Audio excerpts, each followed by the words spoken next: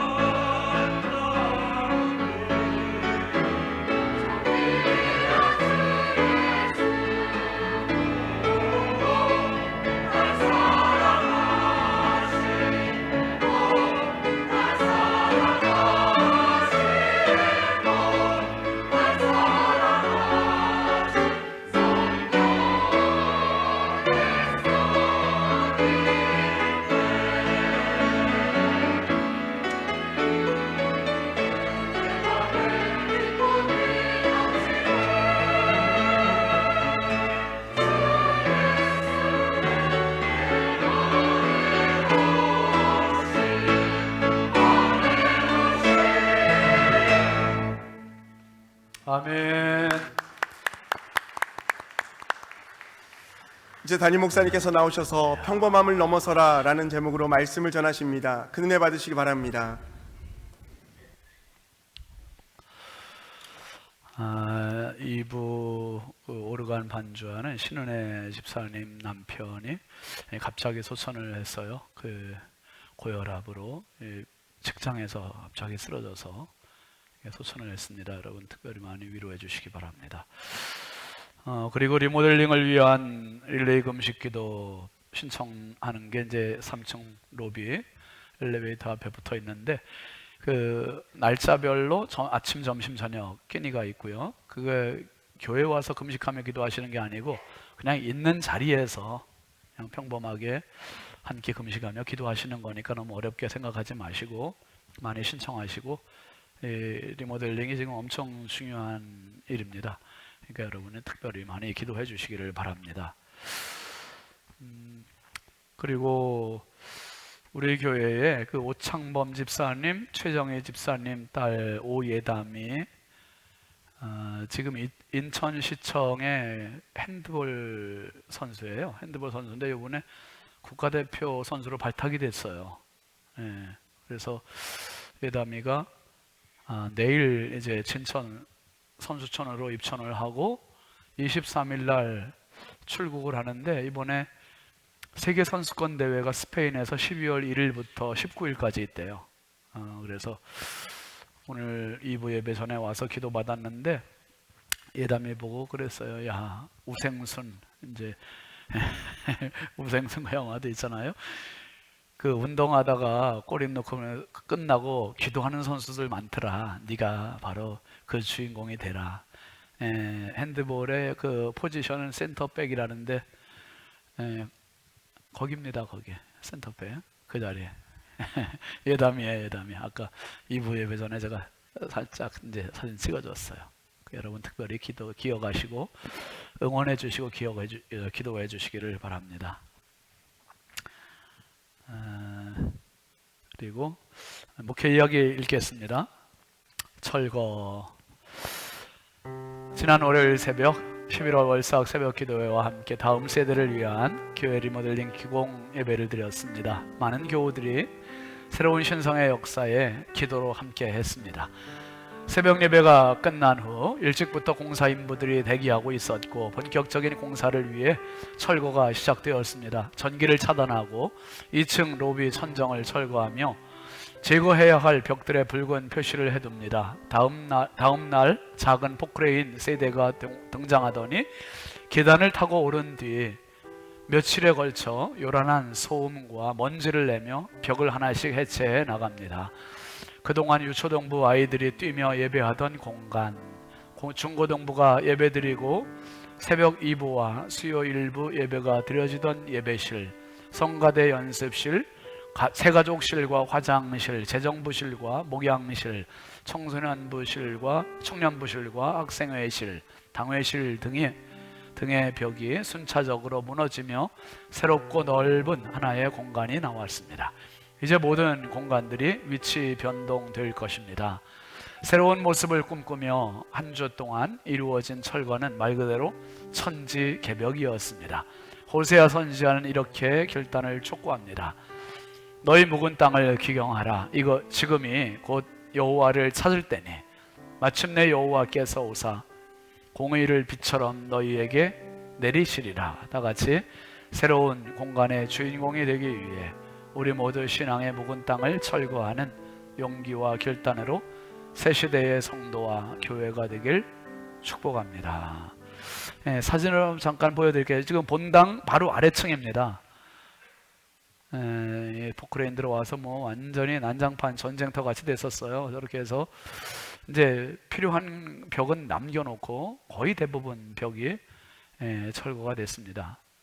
이렇게 철거되고 건축 폐기물들을 이제 치우고요. 이게 이제 소예배실이었었죠. 아래층 예배실 공간이 이게 벽이 철거가 되고, 그리고 이제 어린이 예배실로 쓰였던 여기도 이제 철거가 됐습니다. 다 철거가 되고 이제 제 방 목양실하고 재정부실이 있던 공간도 벽이 철거가 되고요. 그리고 이게 이제 어린이 예배실에서 창문과 창문 사이를 아예 터서 건축 폐기물들을 이제 처리하는, 쏟아내는 그런 사진 주차장으로 그리고 또 이제 어제 늦은 시간까지 다 저것들을 다 치웠어요. 이제 깨끗하게 이제 치우고 여기 제 방하고 재정부실 있던 공간을 이제 다 텄습니다. 벽도 터서 이제 아마 월요일부터는 이제 새로운 일이. 네, 지금 오늘 이제 당회를 할 텐데 이제 설계에서 예기치 않은 변경이 생겼어요. 내일부터 먹줄 띄우고 이제 해야 되는데 2층에 철거를 할 수 없는 공간이 생겨버린 거예요. 우리가 계획했던 게. 그래서 아주 고민을 하다 그 장로님하고 저하고 우리 교역자들하고 재정 그 사무장 집사님하고 엄청 고민을 하다 어제 늦은 시간까지 결국은 제 마음에 흡족하게 설계가 새롭게 됐습니다. 그래서 우리 장로님들하고 의논할 시간도 없이 어제 늦은 시간까지 해서 장로님들 단톡방에 제가 이제 그거 변경됐다는 얘기를 했는데, 어린이 예배실이 확장이 되는데 거기 아무래도 그 기둥 때문에 원하는 만큼 확장이 안 되는 거예요, 그게.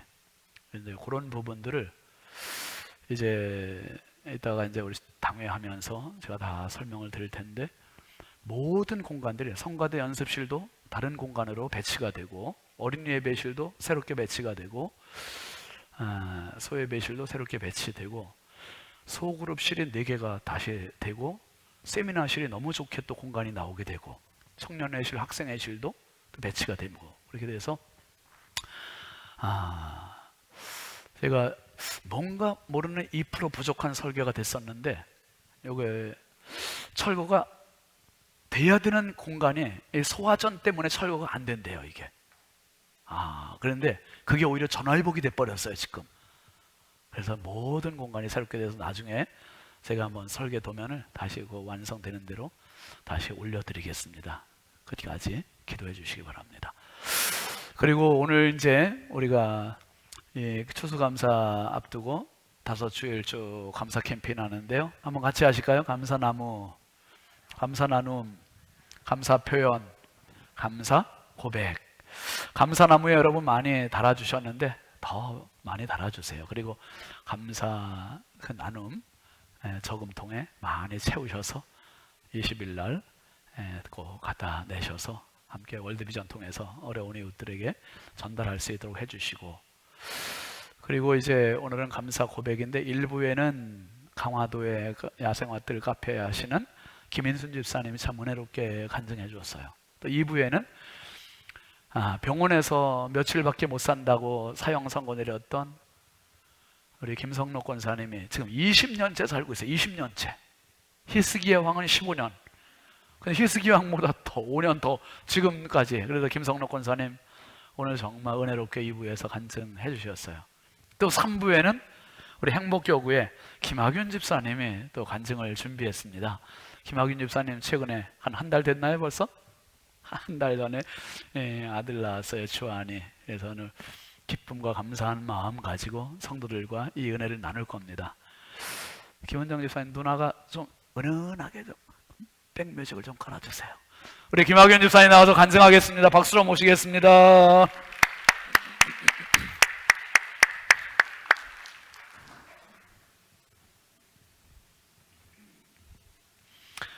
여러분 앞에서 하면 떨려요. 저도 많이 떠는데 우리 집사님 처음이라 좀 떨리죠, 집사님?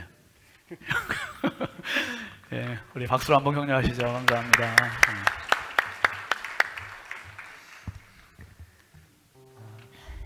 안녕하세요. 저는 행복교구 김학윤 집사입니다. 사실 부목사님께서 간증 준비를 제안하셨을 때 저는 바로 거절을 했었습니다.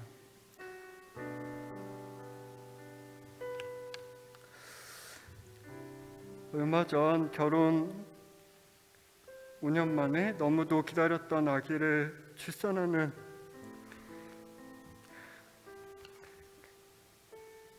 감사한 일이 있었음에도 불구하고 그 당시는 개인적으로는 제 인생의 가장 힘든 시기를 보내고 있을 때였습니다. 저의 삶은 무너져 있었고 영혼은 피폐해져 있었기 때문에 어쩌면 저는 인생에서 가장 기뻐해야 할 순간에 마음껏 기뻐하지 못하고 두려움과 낙심에 빠져 있던 상황이었습니다. 그래서 겉으로 아무렇지 않은 척 성도님들과 하나님 앞에 서서 간증을 한다는 것이 너무 위선적이고 가식적이라는 생각이 들었습니다. 하지만 하나님께서는 기도를 통해 다시 한번 하나님의 뜻을 구하게 하셨고 이런 저의 생각마저도 교만임을 깨닫게 하셨습니다.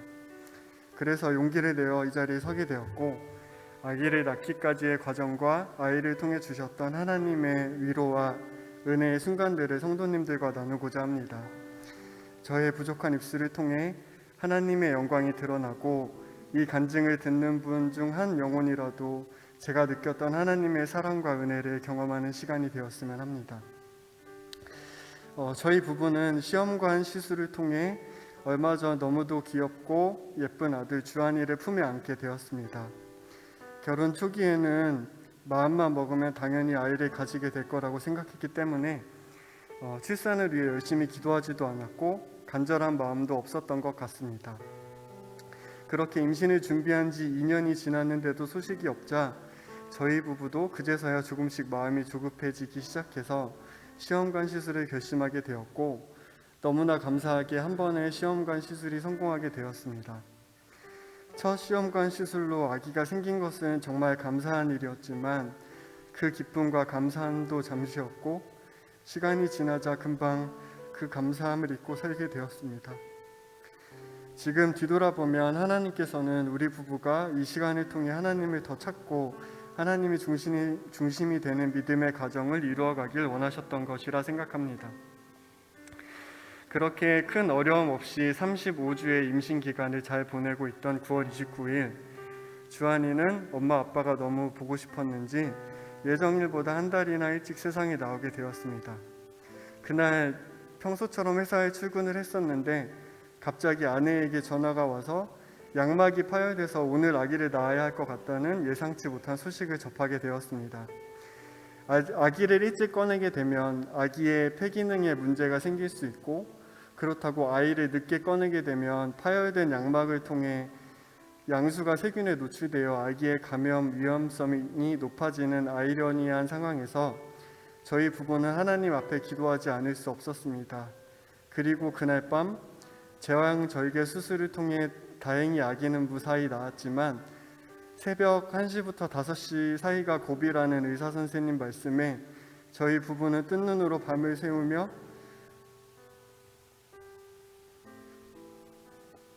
그동안 많은 감사의 제목에도 불구하고 감사하지 못했던 저희들의 모습을 회개하고 치료하시는 하나님의 능력을 구했습니다.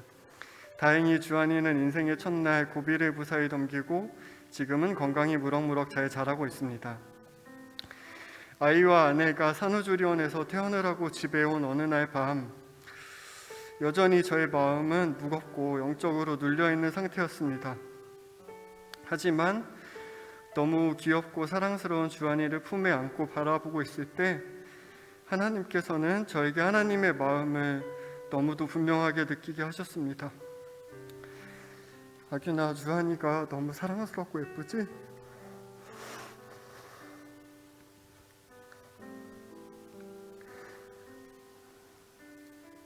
근데 아규나, 그게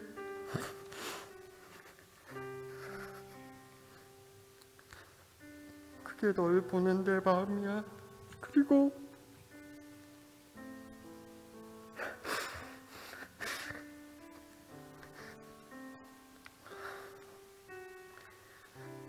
내가 널 너무 사랑해서 내 아들 독생자 예수를 너에게 주었어. 그게 내 사랑이란다. 저는 그 자리에서 한참을 울면서 회개할 수밖에 없었습니다. 저의 연약함을 통해서 또 새로운 생명을 통해서 하나님의 마음을 느끼게 하신 하나님의 섬세한 계획에 너무도 감사했고 하나님의 낯을 피해 세상의 방법들을 따르는 것이 아닌 하나님과의 관계의 복이 저의 최우선 목표가 되었습니다. 매일매일 그날 부어주시는 하나님의 은혜를 구하며 새벽 제단을 쌓기 시작했고 지금도 저는 여전히 삶의 회복을 위해 치열하게 싸우며 노력하고 있습니다. 이 간증의 마무리를 마가복음 10장에 나오는 부자 청년의 이야기를 나누면서 마치고자 합니다. 이 본문에 나온 부자 청년은 어려서부터 하나님의 율법을 잘 지키면서 살았던 착실한 청년이었습니다. 그가 영생을 얻는 방법에 대하여 예수님께 물었을 때 예수님은 그 청년을 사랑스럽게 바라보시며 가지고 있는 것을 다 팔아 가난한 자들에게 주라고 명하시지만 결국 그 청년을 근심을 하며 예수님을 떠나갑니다. 이 부자 청년처럼 저 또한 겉으로는 모범적이고 그럴듯한 그리스도인의 모양을 갖추고 있었지만 정작 삶의 중요한 순간에는 내가 가진 세상의 방법과 세상의 지혜를 포기하지 못했습니다. 이 말씀은 어렸을 때부터 저에게 너무도 익숙했었던 말씀이었지만 이 말씀을 볼 때마다 예수님이 세상의 것을 포기하지 못하는 그 부자 청년을 책망하신다고 생각했습니다. 하지만 말씀을 반복해서 묵상할수록 예수님께서는 이 청년을 책망하시기보다는 그를 사랑의 눈으로 바라보셨고 그분 한 분만으로 만족하지 못하는 그 청년에 대한 예수님의 사랑과 안타까움의 마음이 더 크게 느껴지게 되었습니다. 이 말씀을 통해 우리가 주님의 이름으로 아무리 위대한 일을 행하고 주의 이름으로 많은 권능을 행하더라도 우리가 하나님의 뜻보다 다른 것을 더 사랑하고 의지하는 것을 하나님께서 원하시지 않는다는 것을 뼈저리게 느끼게 하셨습니다. 짧은 시간이었지만 저의 간증을 통해 연약한 나에게 임하셨던 하나님의 은혜가 저처럼 인생의 광야 같은 시간을 지나고 있는 성도님들에게 동일하게 임하길 간절히 기도합니다. 아멘. 제가 경험한 하나님은 우리를 책망하시기보다 우리가 돌아오길 원하시고 하나님만 의지하길 원하시는 분입니다. 감사합니다. 아멘.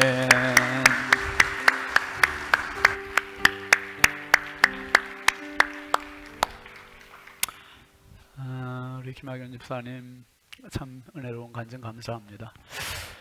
본질적인 간증을 해주신 거예요. 예수님을 깊이 경험한 우리 모든 성도에게 있어야 할 그 은혜입니다. 감사합니다. 기도하시오. 하나님 아버지, 예수 믿으며 형식적인 종교인에 머물지 않게 하시고 예수 제대로 경험하는 인격적인 그리스도인, 말씀의 사람, 생명의 사람, 성령의 사람 되게 하옵소서. 아버지, 우리 모두가 평생 교회 다니면서 예수 제대로 경험하지 못하고 표면적인 신앙에 멈추지 않게 하시고 아버지 하나님, 모두가 인격적으로 예수 가슴 내 가슴 되게 하옵소서. 이 시간 주의 말씀 나눕니다. 주께서 우리 말씀 가운데 임재 교통 역사하여 주옵소서. 예수님의 이름으로 축복하고 기도합니다. 아멘. 우리 앞뒤 좌우 축복하시죠. 사랑합니다. 축복합니다. 반갑습니다. 은혜 나누시기 바랍니다. 교회 표어 같이 하시죠. 하나님만 바라라. 오늘 말씀 제목 같이 합니다. 평범함을 넘어서라. 여러분 지금은 어딜 가나 예술이잖아요. 가을은 예술이에요. 예술. 환상적이고요. 참 낭만적이고 오늘 일부에 왔는데 그런 생각이 문득 들더라고요. 꽃은 이렇게 화려하고 꽃 색깔이 있어서 좋다. 만약에 이게 색이 다 똑같은 색이라면 그냥 초록색으로 끝났다면 별로일 텐데, 아니면 까만색이었다면 굳이 꽃꽂이를 안 해도 될 텐데, 근데 이게 컬러가 있다는 게 너무 새로워지는 거예요. 여러분, 예수를 믿는 순간 우리 인생에는 새로운 컬러가 덮여지는 겁니다. 예수 컬러. 얼마나 멋진 인생입니까? 참 무채색으로 끝날 수 있는 인생들이 예수 색채가 주어진다는 건 참 축복이에요. 참 세계적인 관광지 하와이라고 하는 미국의 섬이잖아요.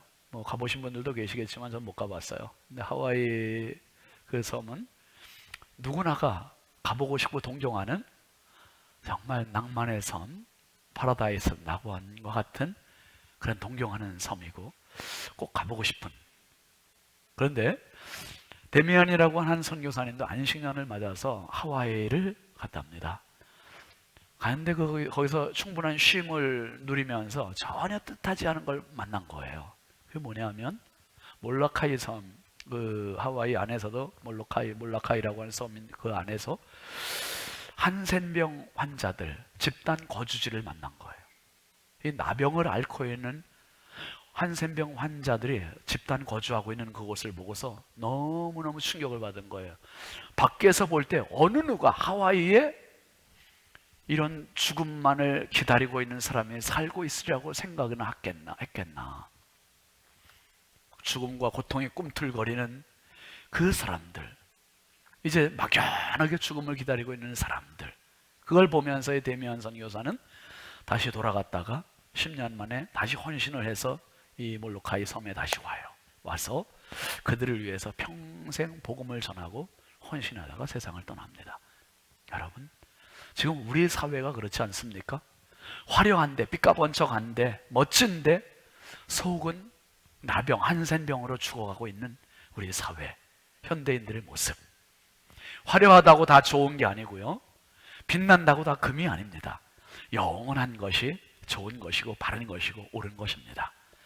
오늘부터 이제 우리가 아모스서를 강해합니다. 이 아모스가 어떤 분에게는 낯익을 수 있겠지만 대체로 낯이 설어요.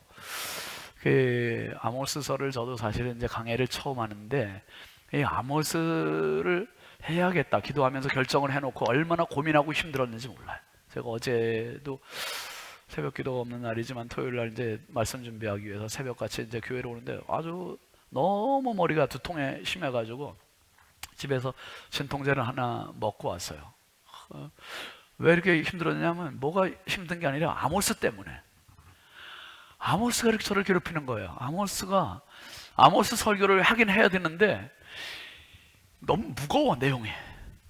너무 어둡고 무겁고 힘들고. 그래서 이거를 성도들과, 지금 저는 사실 계획은 연말까지만 하고 내년 초부터는 다른 말씀으로 해야겠다는 생각을 갖고 있지만 연말까지 못 끝낼 것 같아요. 9장까지의 내용을 어떻게 연말까지 가겠어요? 그런데 어쨌든 부지런히 달려가겠지만은 아모스가 주는 메시지가 너무 중압감이 심해가지고 정말 이 두통 때문에 밤새 시달렸어요.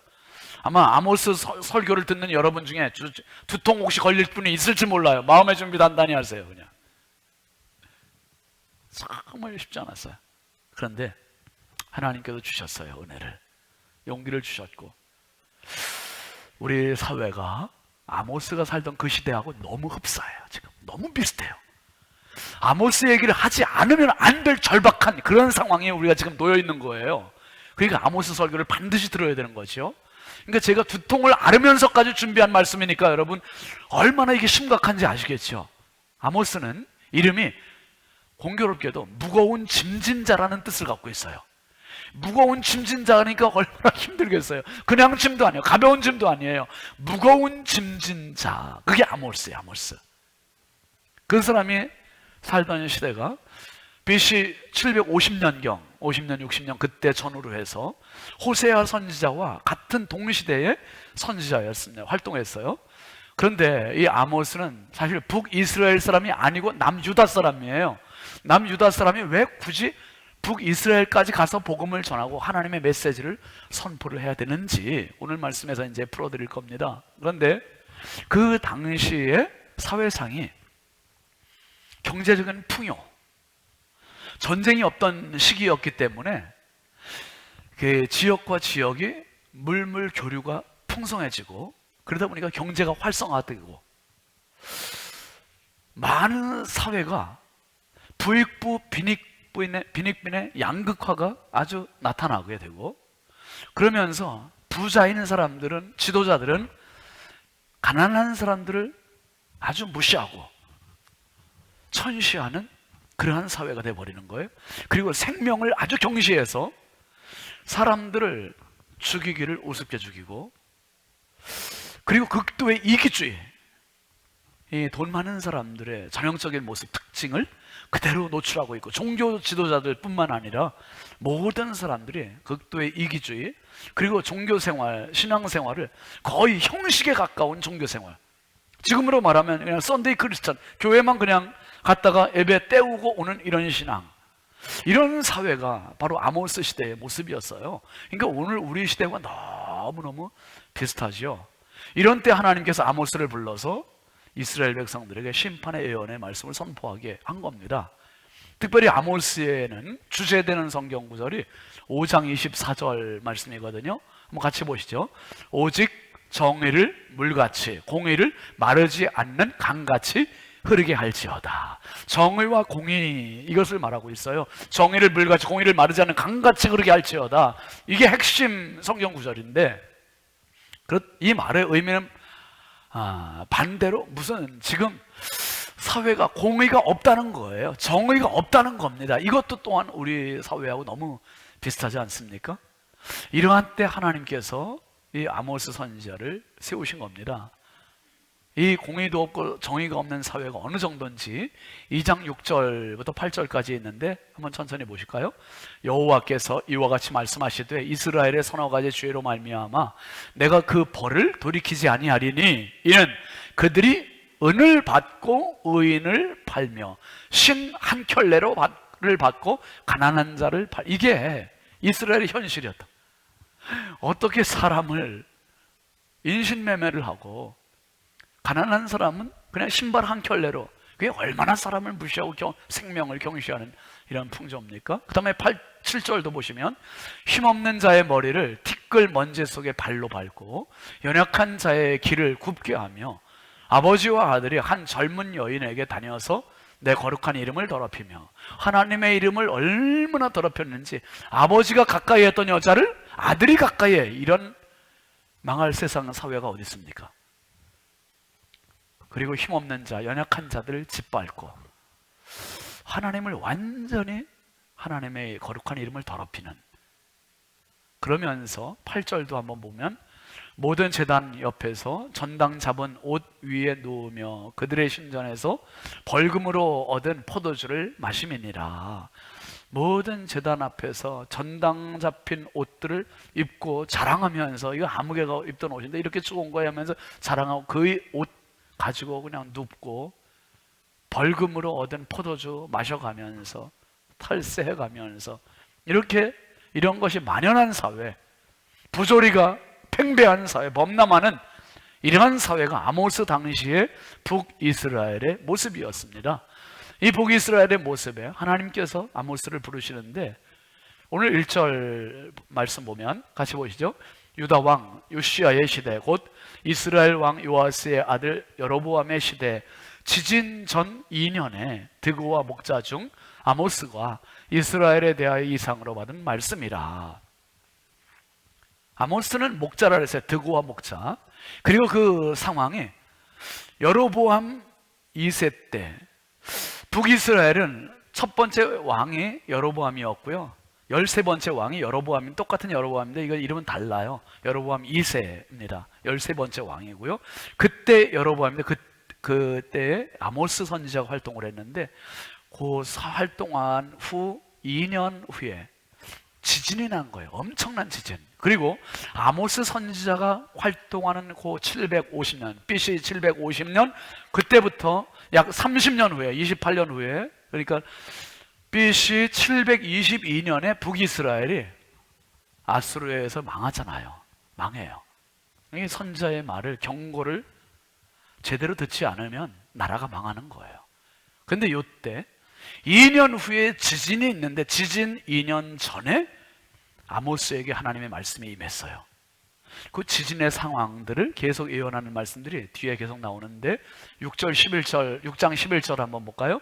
보라, 여호와께서 명령하심으로 타격을 받아 큰 집은 갈라지고 작은 집은 터지리라.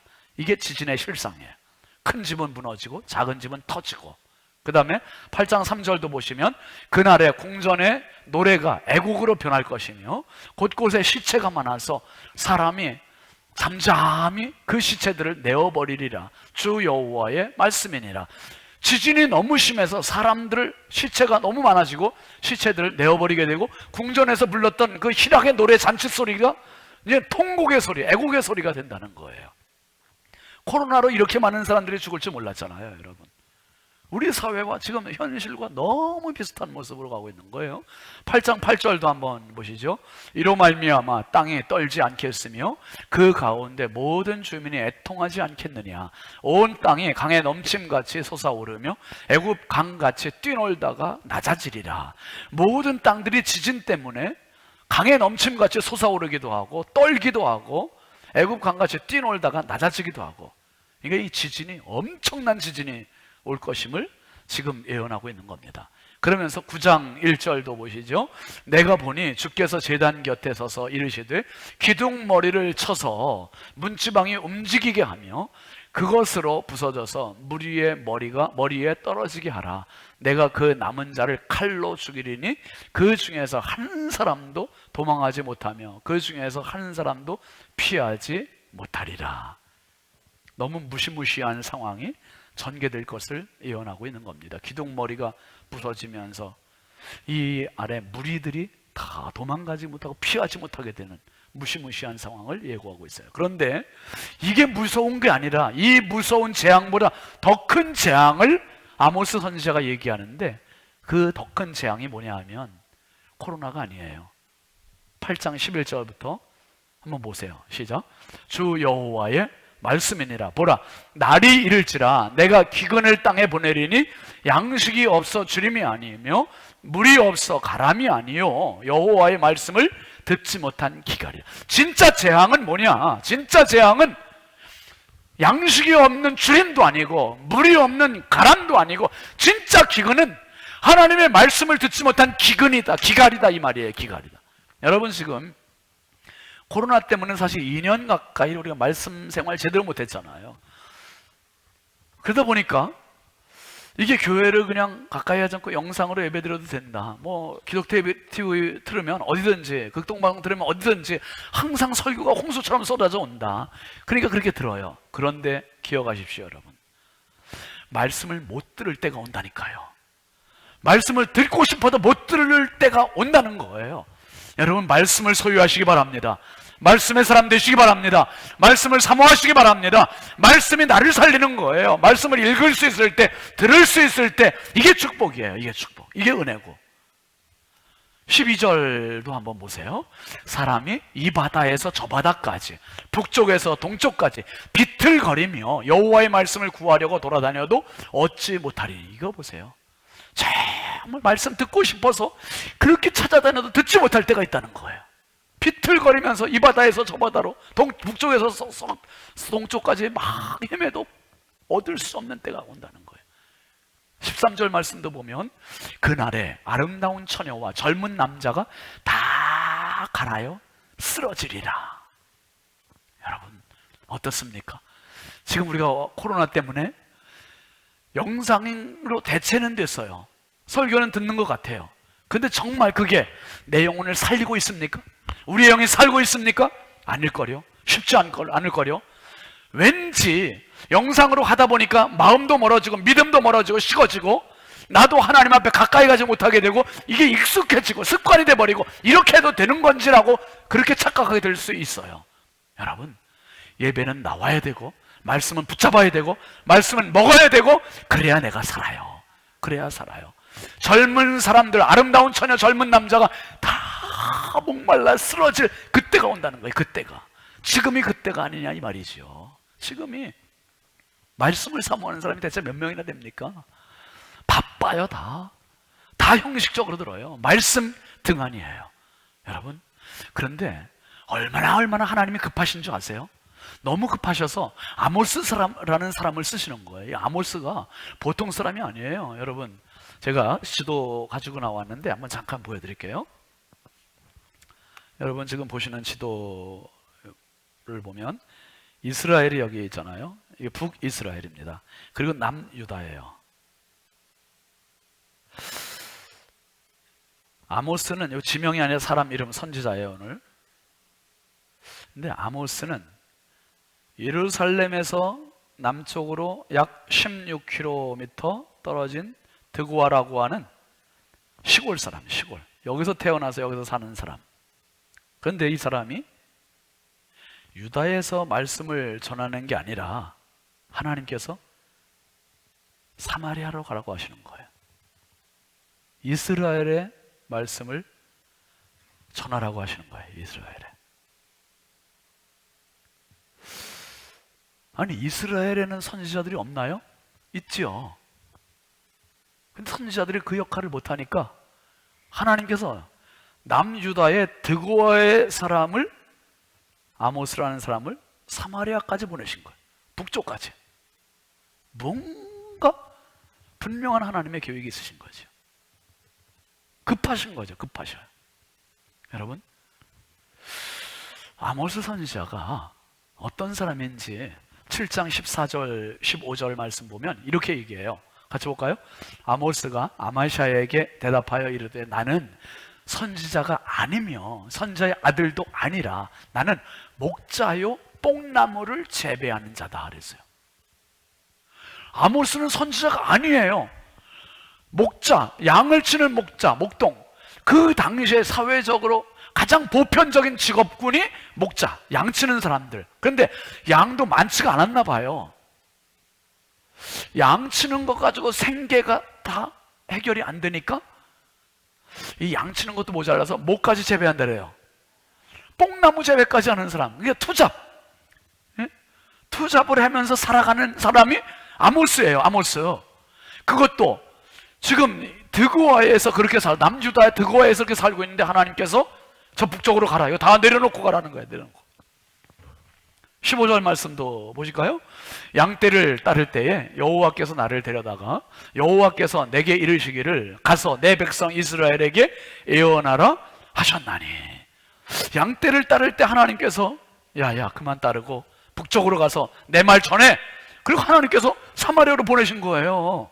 지금 생계가 궁해서 양치는 것 가지고도 모자라가지고 뽕나무까지 재배하는 사람이 이거 지금 버리고 생계를 버리고 하면 어떻게 합니까? 그런데 하나님 다 놓고 가게 하신 거예요. 가게 하셔서 북쪽에 가서 하나님의 말씀을 전하는 이 사람이 아모스예요. 그게 얼마나 진짜 무거운 짐진자지요. 무거운 짐. 하나님 나 지금 이거 양치고 여기서 살아야 되고 지금 뽕나무 재배하면서 먹고 살아야 되는데 하나님 어딜 가라고 하시는 거예요. 이렇게 해서 북쪽으로 간 사람이 아모스. 여러분, 아모스가 그냥 농사꾼입니까? 그냥 목자입니까? 아니에요. 아모스는 분명히 봤어요. 분명히 심장이 뭐가? 사회적으로 피폐해지고 타락해지고 범죄하고 이것이 안타까운 마음으로 하나님의 가슴을 품고 있던 사람이 아모스였고, 그 눈으로 보니 너무 속상하고 안타깝고 눈물겹고 이 마음을 갖고 있던 사람이 아모스. 그러니까 하나님께서 찜하신 거예요. 찜. 빨리 가. 보내시는 겁니다. 보내시는 거예요. 자기는 뭐라고 했습니까? 나는 선지자 아니야. 선지자의 아들도 아니야. 근데 하나님 말씀이 임해서 간다는 거예요. 뭡니까? 지금 말하면 금수저도 아니고 나 흙수저, 흙수저 아주 진흙수저. 비범한 사람이 아니라 정말 평범한 사람, 보통 사람이라는 거예요. 근데 하나님 가라 하셔서 가서 전하는 것 뿐이다. 누구한테 이 얘기는 아마샤라고 하는 선지자한테 얘기해요. 아마샤는 나라에서 봉급을 받는 여로보암 왕한테 봉급 받아가면서 공무원 같은 선지자. 근데 그 선지자 앞에서 나 선지자도 아니에요. 나는 선지자의 아들도 아니에요. 난 목자예요. 나는 농사꾼이에요. 양치는 사람이에요. 그렇게 얘기하고 있는 거예요. 지금 그렇게 얘기해요. 여러분, 하나님 얼마나 급하시면 이런 사람 쓰실까? 얼마나 급하시면. 성경에 나오는 하나님의 사람들을 보면 비범한 사람들, 특별한 사람들을 쓰신 게 아니에요. 하나님은 보통 것 가지고 특별하게 쓰세요. 평범한 것 가지고 월등하게 쓰세요. 사사 중에 삼갈이라는 사사가 있습니다.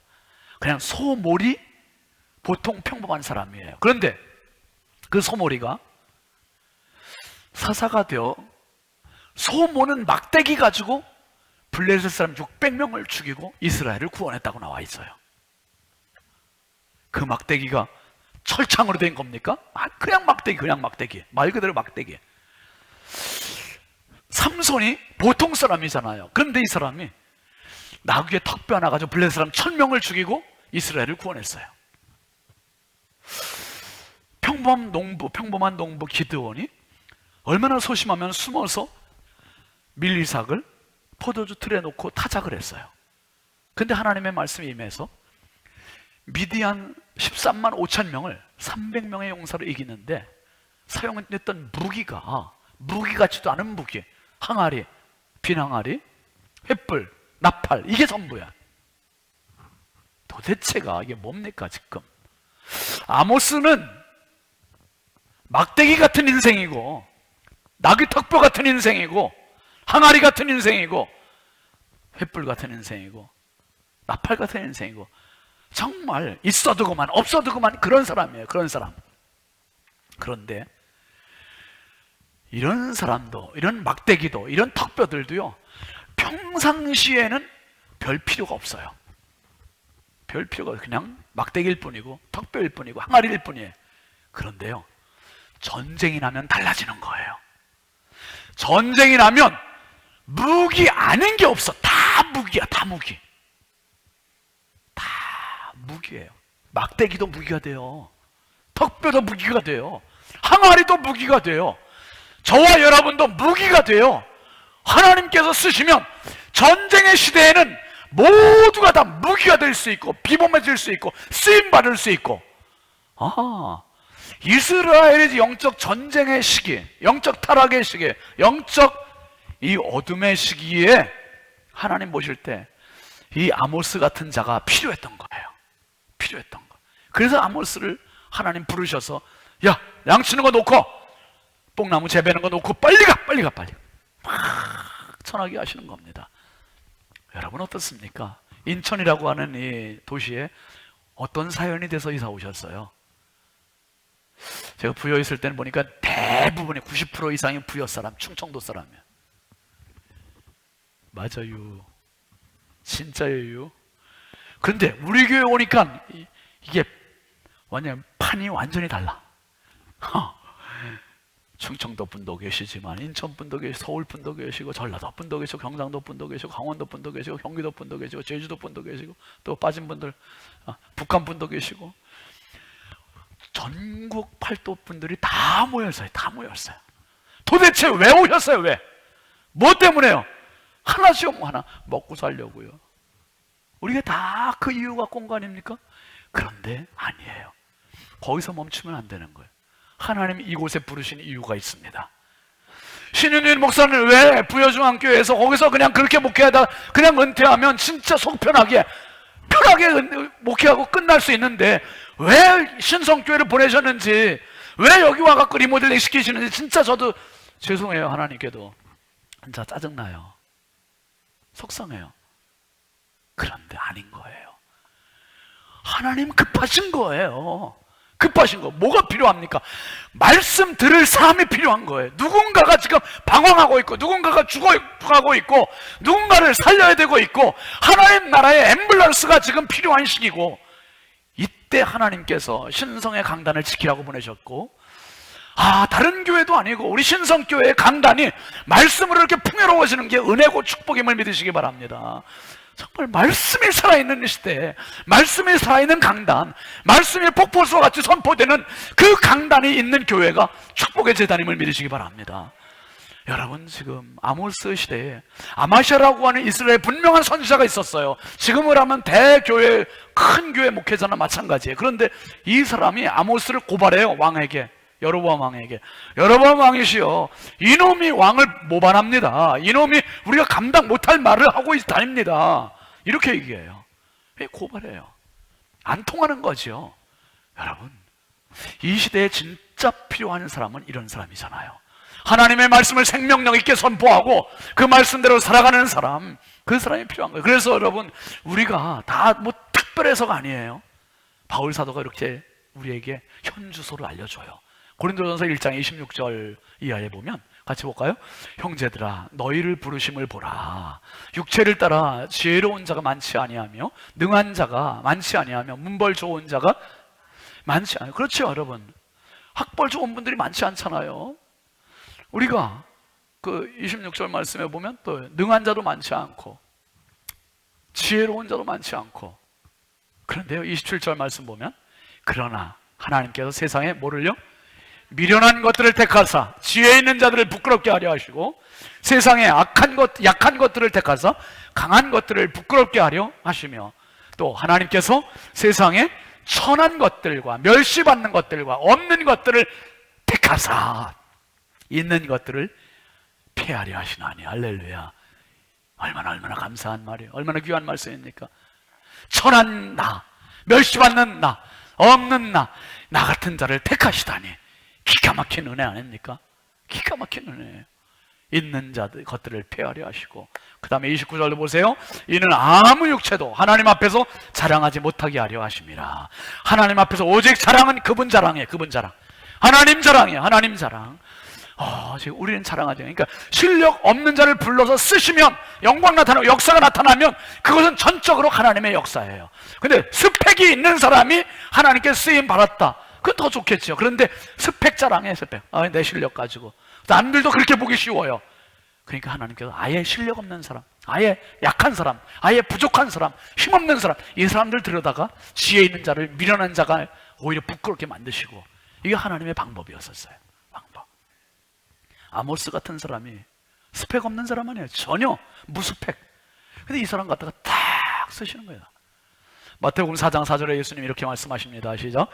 예수께서 대답하여 이르시되 기록되었으되 사람이 떡으로만 살 것이 아니요 하나님의 입으로부터 나오는 모든 말씀으로 살 것이라 하였느니라 하시니, 여러분, 얼마나 많은 사람들이 지금 떡을 먹기 위해 스펙 쌓습니까?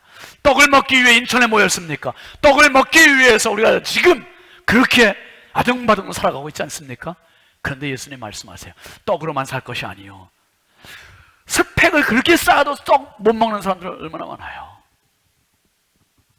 하나님의 입으로부터 나오는 모든 무엇으로 산다? 말씀으로 사는 거예요. 말씀으로.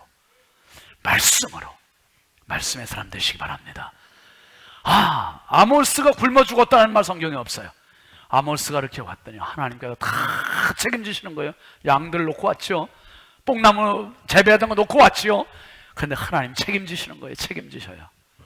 여러분, 예수님께서 제자들을 부르시는데 스펙 보고 이력서 보고 뽑지 않으셨어요. 직접 찾아다니시면서 고르고 택하여 뽑으셨어요. 어떤 자들? 제일 못난 것들, 제일 말썽 부릴 만한 것들, 제일 천한 것들. 그러니까 이 어부들은 그 당시 사회에서 가장 아래 계급, 정말 직업군에서도 제일 천한 사람들, 이 사람들을 제자로 부르셨어요. 그러나 예수님 3년 데려다니는 내내 속만 썩이잖아요. 그냥 말썽만 일으키고. 그런데요, 이렇게 천박하고 평범하고 보통 사람들을 뽑았는데 이 사람들이 성령 받으니 확 달라지는 거예요. 확 달라지는데 종교 지도자들 앞에 가서 담대하게 책망을 하고 그들에게 담대하게 하나님 말씀 전하고, 참 놀라운 거예요. 여러분, 저나 여러분이나 우리는 보통 사람이에요. 평범한 사람입니다. 그냥 평범해요. 그런데 하나님 왜 부르셨을까? 평범함에 안주하지 말라고, 평범함에 머무르지 말라고. 우리 가정 행복하니까 됐어, 우리 가정 이만큼 벌었으면 됐어. 아니에요. 그렇게 사는 게 내 인생이라면 예수 왜 믿어요? 예수 믿는 거는 그 수준에 멈추고 안주하는 게 아니라 예수 믿는 건 또 다른 사명, 그 무엇인가 있는 거예요. 그걸 위해서 부르신 거예요. 그걸 위해서. 그걸 위해서. 하나님께서 보통 사람인 나를 부르셔서 진짜 사명을 주시고 비전을 주신다면 우리는 진짜 평범함을 넘어서게 되는 겁니다. 내 인생에 진짜 붙들어야 할 예수 그리스도 바로 붙잡으면 내 인생이 걷는 인생, 뛰는 인생 아니라 나는 인생, 비상하는 인생 되는 거예요. 우리 교회가, 우리 성도들이 이 땅에 살면서 정말 남은 시간 평범함으로 끝내려고 하는, 안주하고자 하는 발목에, 그런 곳에 발목 잡히지 마시고 한번 거룩한 도전을 해보시기 바랍니다. 거룩한 도전하세요.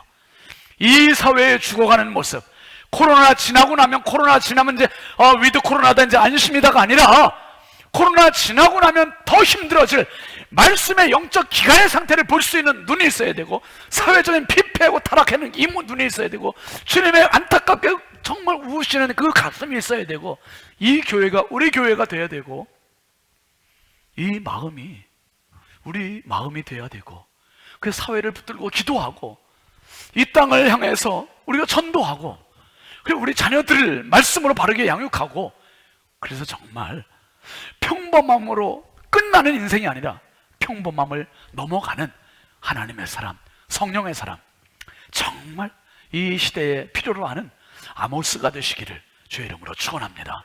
축원합니다. 우리 함께 찬양하지요. 모든 상황 속에서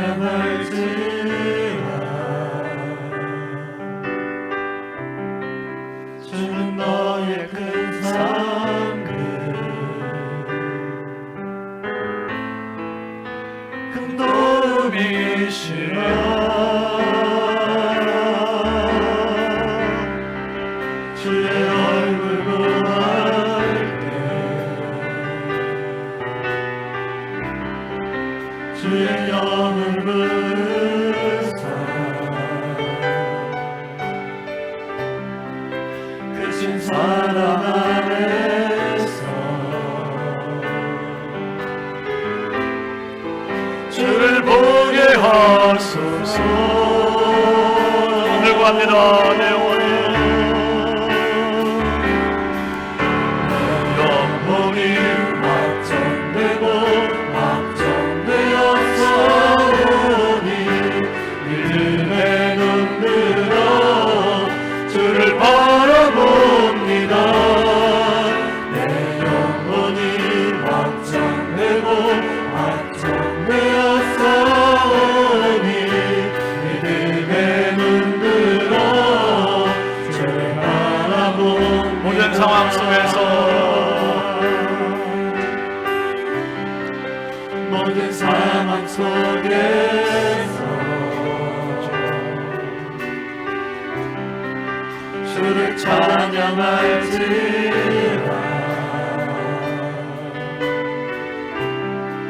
주는 너의 큰 사랑을 큰 도움이시여.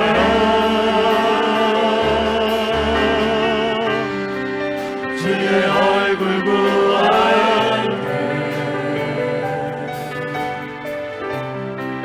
주의 영을 부사 크신 사랑 안에서 주를 보게 하소서.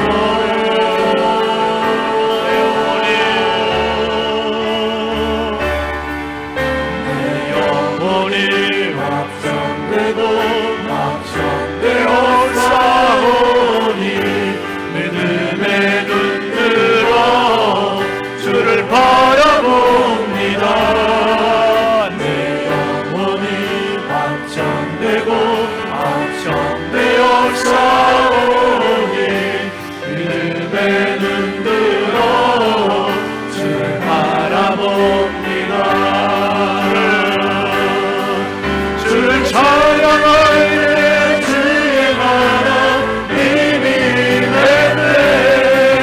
그의 영원한 나라 주 보게 하소서. 영혼이 확정되고 확정되었사오니 믿음의 눈으로 주를 바라봅니다. 내 영혼이 확정되고 확정되었사오니 믿음의 눈으로 주를 바라봅니다. 믿음의 눈으로 주를 바라봅니다. 믿음의 눈으로 주를 바라봅니다. 믿음의 눈으로 믿음의 눈으로 주를 바라봅니다. 거룩하신 하나님, 시대가 어두워져 가고 썩어져 가고 있어도 누구 한 명 눈물 흘리는 사람 없고 내일 아니라고 기도하는 사람 없는 이 사회가 아모스 시대와 너무 똑같은 그러한 현실을 바라봅니다.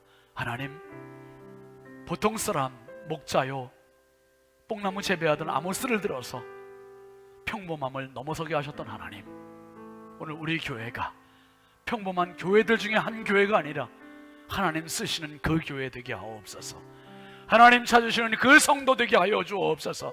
이 사회, 이 시대를 붙들고 눈물 흘려 기도할 수 있는 교회가 되게 하여 주시고, 하나님의 가슴을 대변해 주는 교회가 되게 해 주시고, 아버지 하나님의 마음을 알리는 교회가 되게 하옵소서.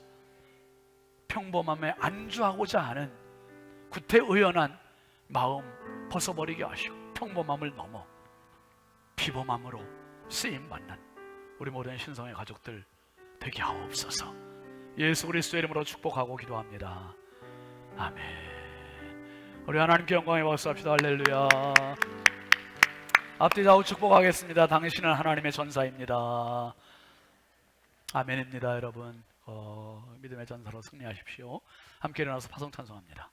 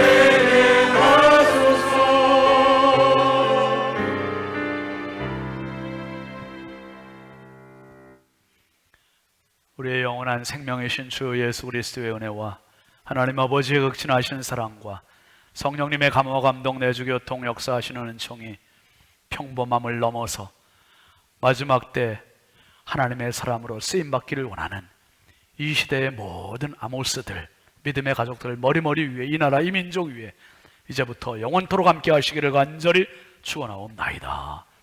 아멘.